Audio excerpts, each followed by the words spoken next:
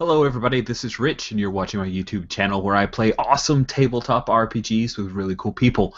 This is part of the Intercontinental Group of Awesome. We play on Sunday afternoons, most Sunday afternoons, and of course that makes my weekend. We've got a smaller group today. Unfortunately, Yana not feeling well, so you won't be able to see Oleander Snakeroot for those who have watched the August 2014 edition of octaNe. This is a quasi-sequel, but we have some new characters. It's like it's kind of like a Star Wars movie, except no budget and completely different, but a lot of years pass between sequels. That's what I mean by that. So we're going to bring on our one recurring character, who is played by Alex. So Alex, how are you, and who are you playing? I'm good. I am Ludwig von Electrobomb III. Excellent, excellent. So Ludwig, in the last bit of octaNe. octaNe's a game by Memento Mori Theatrics. It is a psychotronic, rockabilly, post-apocalyptic, over-the-top, kind of crazy action, road rage, thriller, trashy, non-goth kind of game. Inspired by the likes of Escape from L.A., The Warriors, Mad Max, the Tank music Girl? of Rob Zombie. Oh, and what? Tank Girl. Oh, okay, I thought you said Tycho, and I'm like, what? Yeah, Tank Girl, definitely Tank Girl. Wow, that is, you nailed it there. Tank Girl, and probably not less Escape from LA, maybe more Escape from New York, but Escape from LA is on Netflix, so that's why I listed it. So we have a couple of new characters, which we're excited to get to know. And the first one is played by Andrea. Andrea, how are you doing, and who are you playing? I'm good, and I'm playing J.M. Honeycutt, but you can call me Jem Honey, and I am an ostrich wrangler. Yes! It's the best! Wait, okay, we have to... Wait. Oh, that's so good. I love it. That's the best hat. Oh my goodness, he just made my day. Oh, that's so good, so good. All right, last but not least, last only because his first name starts with a W, the other two are A. Sorry, Will, it's your mom's fault.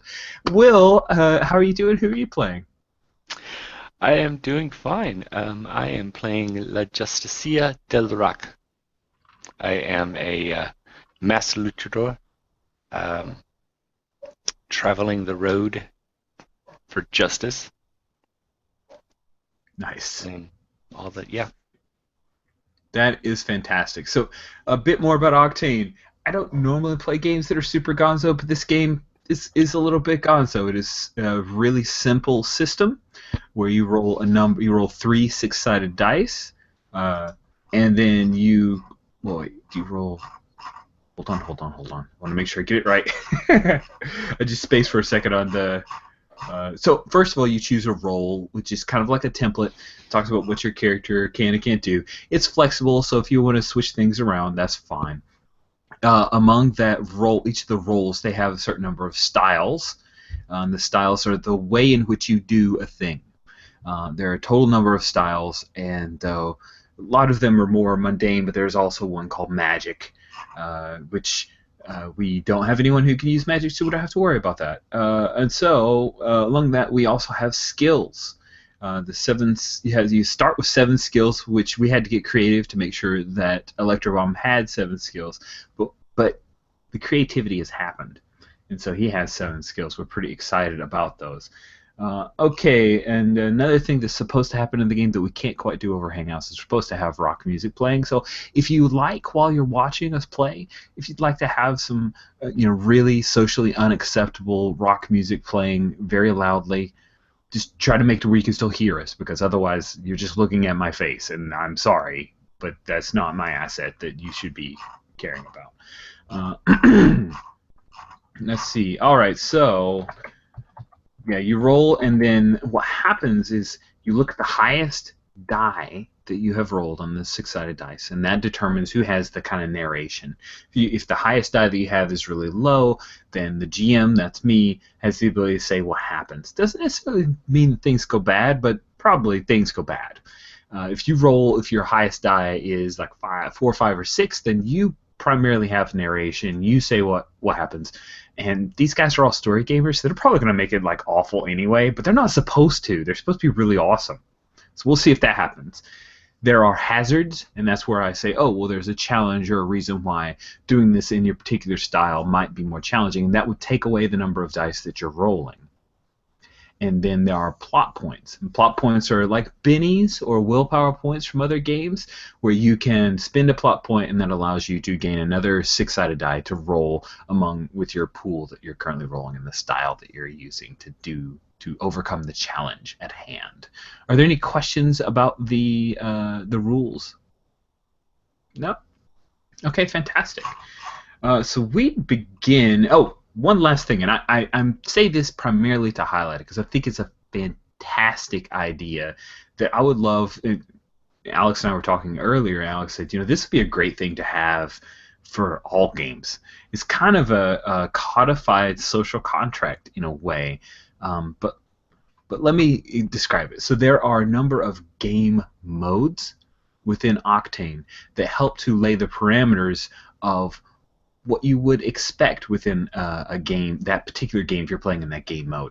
I've chosen to continue with the game mode from our first session, which is the psychotronic mode, and I'm going to just share it with you while I read, just so you have something other than me to look at. So in the psychotronic mode, there is no character death, no graphic sex or violence. Game should be quick, fun, and zany, 2 to 3 hours tops. I'm not sure if we're going to hit the 2-hour mark. I'm not going to rush it, but yeah, we'll definitely stay within that. Inspired wackiness is encouraged with plot point rewards. The characters should work together. There's no inter-party conflict. I'm doing air quotes there for the quotes. The characters should be solid, dependable, and heroic. All right, we're going to be a little flexible on that because Electrobomb is with us. Men and women are treated as equals. Ultra racism doesn't exist. I have no idea how to pronounce that word. I've never said it out loud. The entire setting is wide open for use and should be garish, colorful, bizarre, and all other synonyms for weird. Players are free to include lots of pop culture references, bad puns, and the standard complement of geeky behaviors. And then it says, take a gander at RPGs, Deadlands, Over the Edge, Feng Shui, and Gamma World, that old chestnut, for game-related inspiration. So that is the mode rules that we will be utilizing for this game of octaNe. Now, in the last session, we had found that Electrobomb was friends with Oleander Snakeroot, and that Oleander was the daughter of an amazing operatic Viking metal queen who had one of the greatest bands, and last session it was all about gathering some parts and some speaker wire and bring it to the big rock show that happened in Shangri-La, in downtown at City Hall. There was a huge rock show. It ended with Oleander summoning her demon and her main rival, Chiana, being demonated, and there was like a love story at the end, and they all ascended, which is weird because they're demons. You think they go down, but they went up. I don't know, directionally challenged.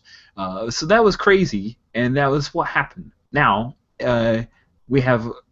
first we see the Battle Jitney. Now, the Battle Jitney, I'm totally stealing this from one of my favorite movies, which is Mystery Men. You should totally watch it if you haven't.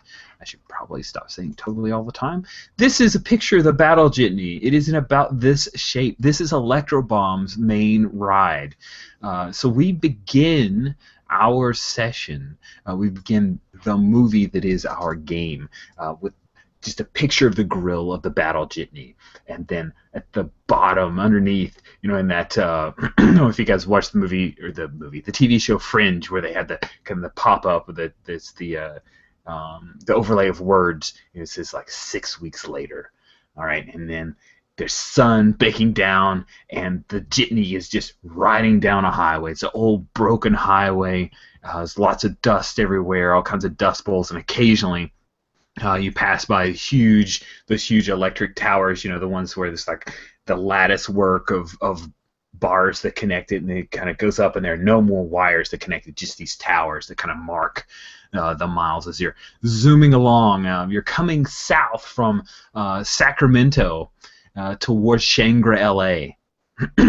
and alongside the battle jitney is a person who is riding an ostrich. So that person is none other than JM. So JM, what do we see when we see this kind of opening bit where there's some credits rolling by of people who had something to do with the movie and who funded it and all that good stuff? What do we see of JM? So Jem obviously has her big fancy hat. And I think that's the opening shot because the hat's kind of her thing. Yes. And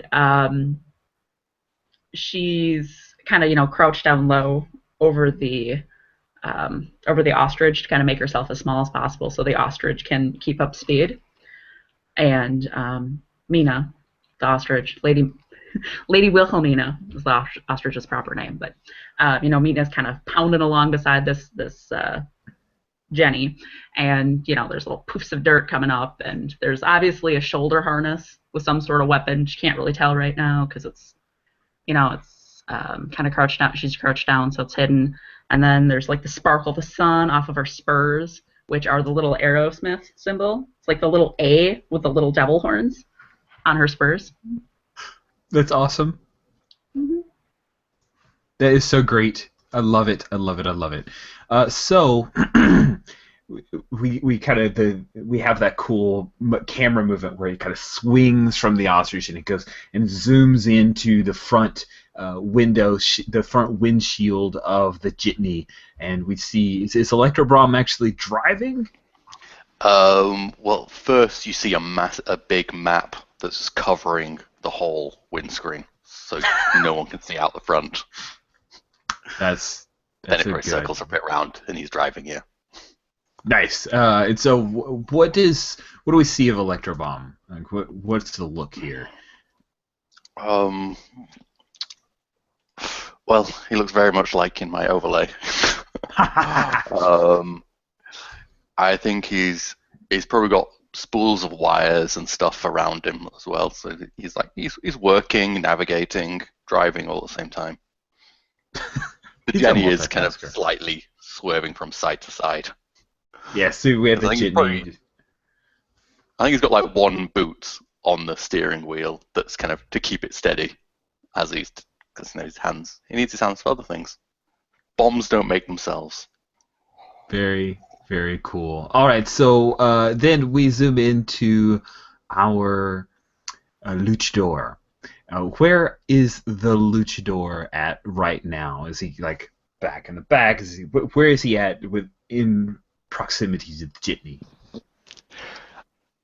If there's room, I would sit in the passenger seat because I must keep an eye out for any oncoming villains, obviously.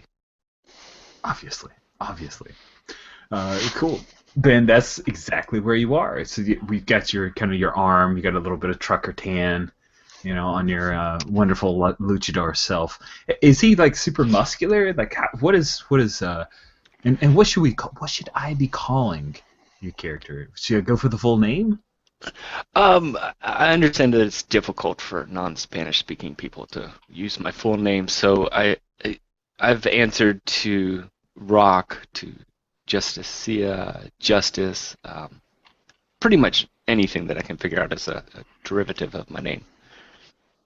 All right, awesome. And is he a big, huge, strapping guy, or is he? Yeah, okay. He's not bulky, but he's well built. He's got kind of that slender, athletic build because you have to be strong, but you have to be agile enough to do the flips off of the top ring, and so.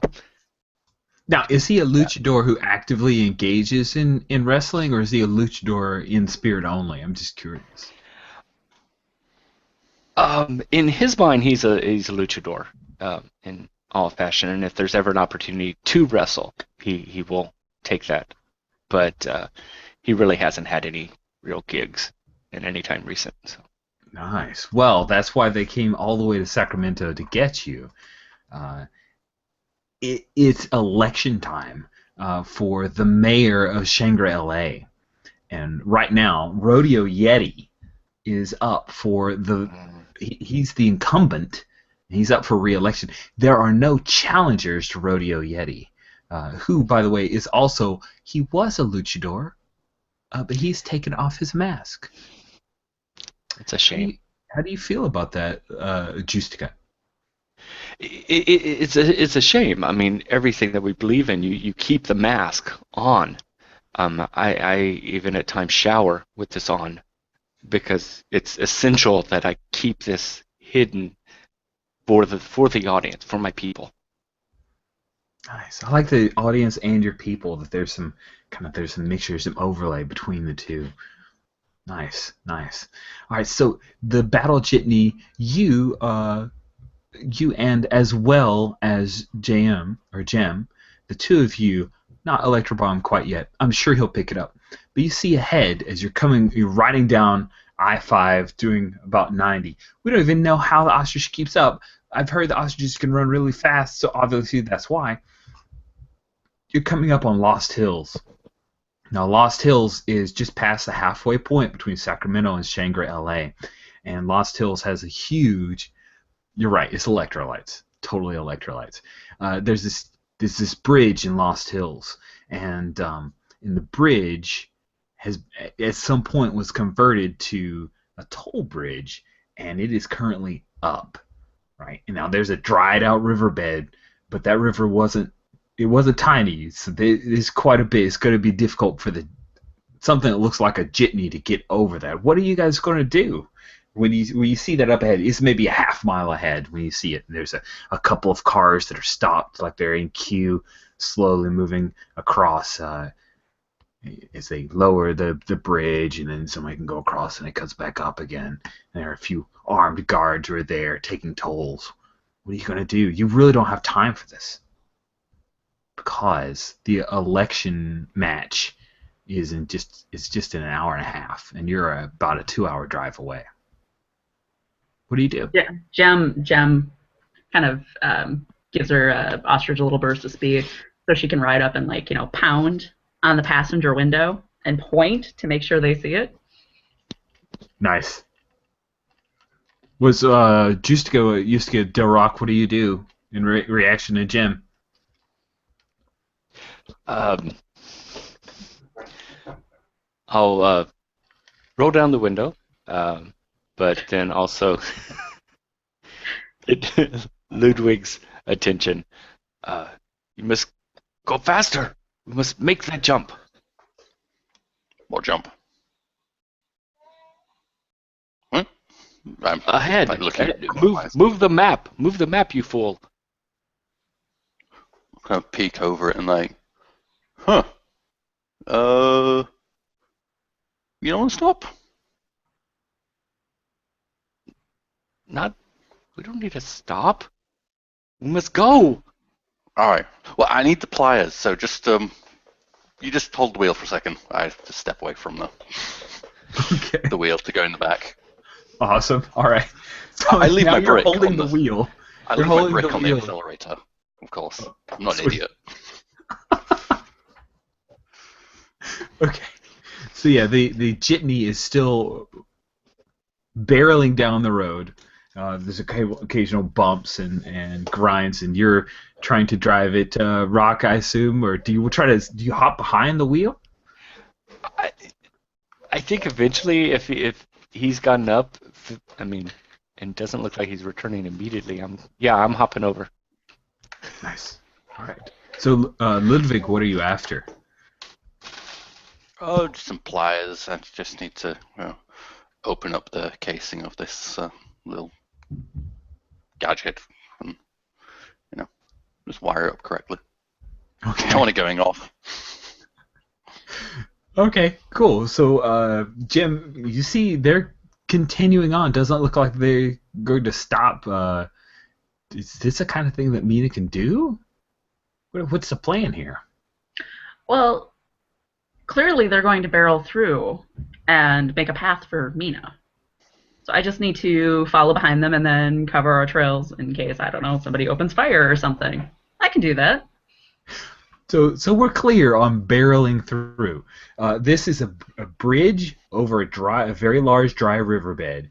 The bridge itself is actually a gate. It could go up and down. Mm-hmm. It's currently in the up. It'll probably fall over. It probably will. That is entirely possible if that's what you choose to do. Is that the plan? You're going to basically try to barrel over the couple of cars that are in queue, trying to make their way over the bridge and bang into that bridge and knock it over and keep riding? Is that the plan?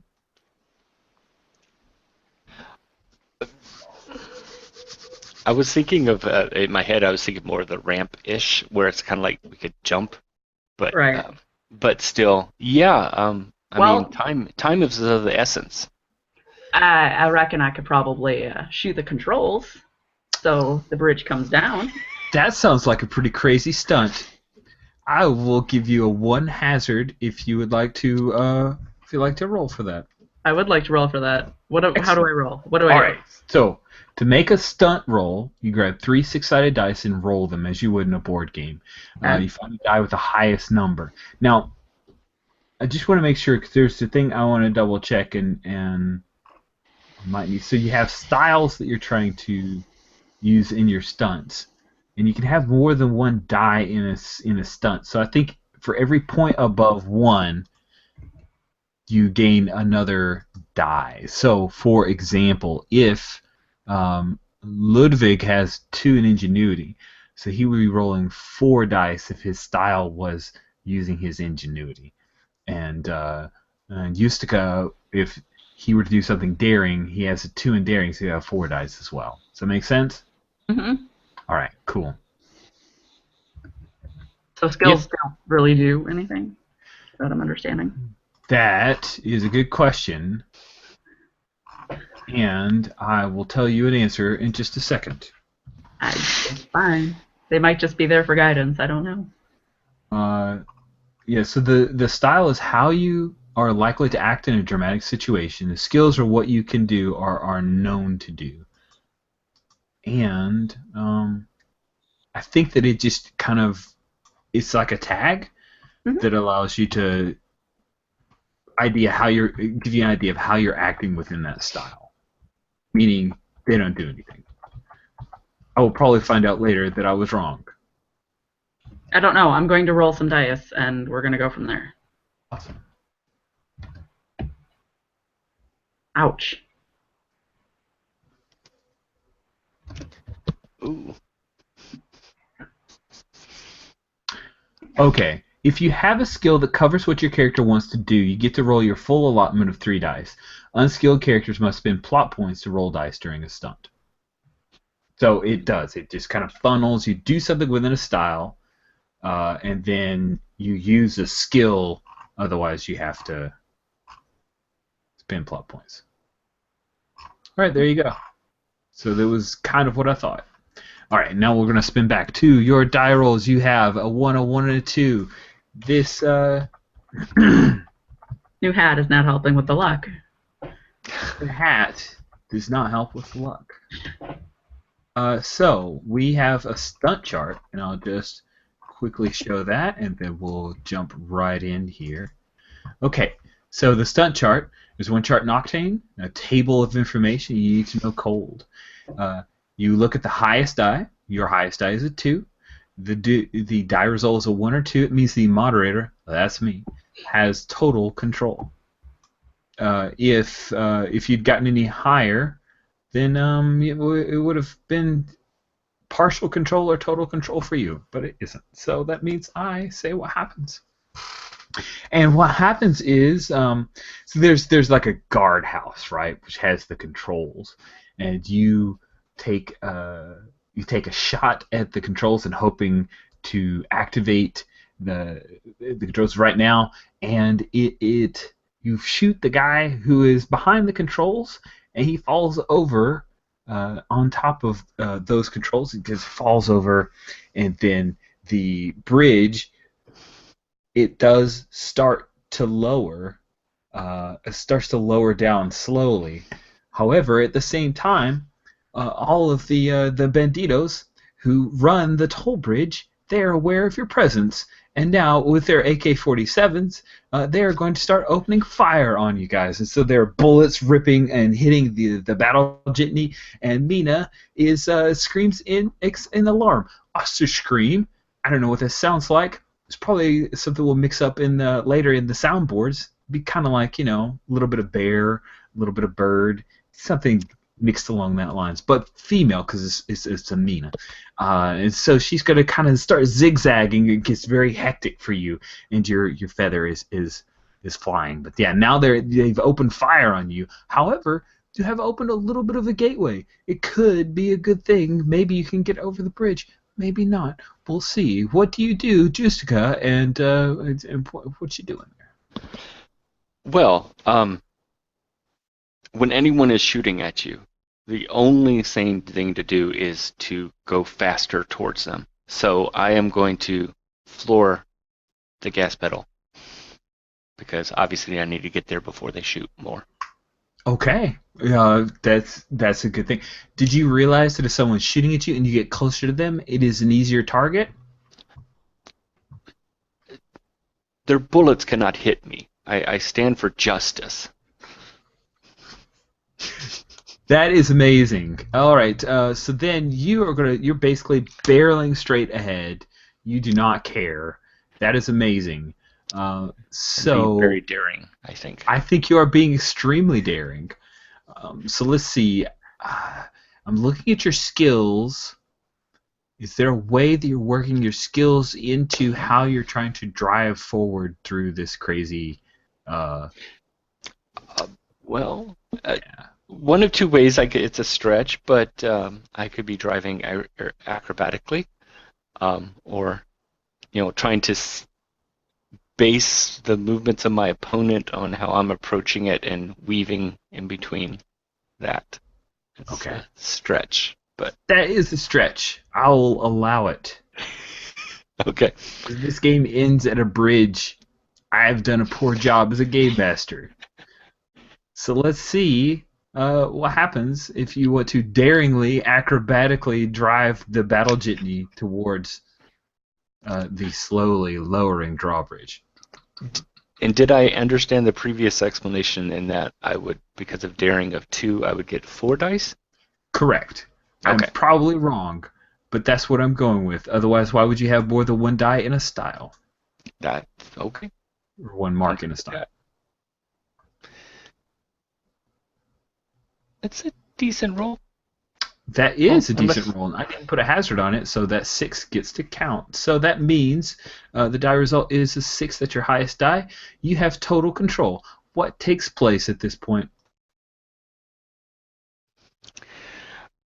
I think we would see the camera focus in on Eustica's mask as he just kind of leans in towards the steering wheel and gasses it. I think bullets are flying off the side of the van. There's one that hits the glass and it kind of spider webs a little bit. And if I'm allowed to take it that far, I hit the bridge at the ramp. Of course, it hasn't gone down flat. I mean, it's still at an angle. And so I hit that and sail over. Excellent. Excellent. Cool. So then we have a moment of the battle jitney coming over the drawbridge, and then it doesn't exactly get a whole lot of air because the thing's a few tons. So it mostly and then falls straight down towards the other side, and we have some cool slow motion bullet time action as the battle jitney slams in and bounces a couple times and continues onward with more of the banditos firing after you the whole time. What about you, Jim? Seems a little dangerous for you. How are you handling this? Oh, I'm following them. Riding in the wake? Cool. Oh, yeah. I'd like to see if you catch a little hell from this. So please, let's see if you can do this as well. Okay. And I'm riding, which I have as a skill. Oh, perfect. And so, yeah, what style are you acting in? You can act in craft, charm, or might. I don't think I'm acting in any of them, really. Because all I'm doing is riding. Yeah, Right. true. Okay. So you use a stunt. Alright. Let's take a second here. Actually, Alex, I understand that you got. Are you okay? You messaged me that you may. Yeah, I'm just gonna have to. I'll try and come back, but I'm gonna have to disappear. I can't quite hear you. Can you put your mic down? Yeah, sorry, I'm gonna have to disappear. I might come back, but Boodle has my wife has work to do and for tomorrow, and Thorin isn't going down, so Okay. I need to take over Take from take that. care of business. Let's take a quick break. I want to check something, and my wife just came to the door as well. So we're going to take a 5-minute break. Yeah. And Feel free then to NPC him, and we'll as soon as he goes down, I will be back. Awesome. See you, Alex. Hopefully that's quick. All right, so we'll take a quick 5-minute break. Thanks, everybody.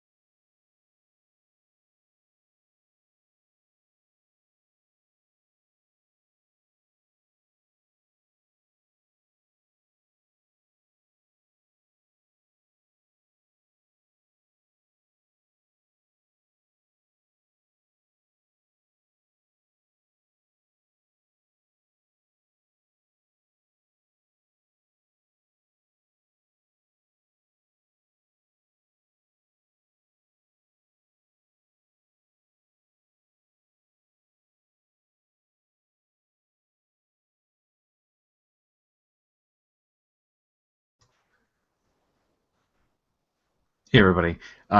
Just want to give a quick note for anybody who happens to be watching. I don't see any viewers at this point. We're going to go ahead to Alice needs some time. We already had a person cancel on us, so I've been juggling it around. It's obvious that I'm not entirely comfortable with the rule set. I thought that I had octaNe a little bit more cold, so I'd like to just kind of take a step back and we just stop at this point, and then we'll pick up. Next week we'll be playing Monster of the Week. Alex will be running that, and it's going to be amazing, and I cannot wait to see James Jessica and also to see more Ty, because my heart is filled with Ty. which is Andrea's character if you haven't ever watched our amazing Monster of the Week games. So we're going to go ahead and call it here. It's a super short session, and I apologize for anybody who was watching a super short session got upset. But we will play octaNe again at some point in the future, and there will be less rule flubs and hopefully less small child emergencies. So everybody have a great rest of your afternoon. Thank you for playing.